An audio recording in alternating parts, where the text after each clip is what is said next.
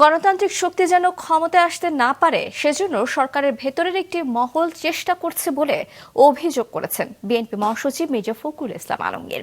রাজনীতিবিদ কাজী জাফর আহমেদের 10ম মৃত্যুবার্ষিকী উপলক্ষে সকালে জাতীয় প্রেস ক্লাবে এক আলোচনা সভায় প্রধান অতিথির বক্তব্যে ফখরুল আরও বলেন, এর পাশাপাশি কিছু রাজনৈতিক মহল নির্বাচনকে বানচাল করতে সুপরিকল্পিতভাবে নিত্য নতুন দাবি তুলছে।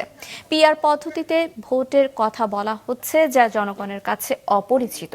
৭১ ভোলানোর প্রচেষ্টা চলছে অভিযোগ করে তিনি বলেন, যারা পাকিস্তানিদের সহযোগিতা করেছিল তারাই এখন বড় বড় কথা বলছে।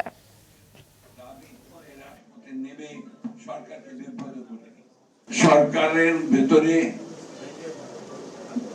একটা মহল, তারা অত্যন্ত সচেতন ভাবে চেষ্টা করছে যে এই যারা গণতন্ত্রের পক্ষের শক্তি তাদের আসতে না পারে।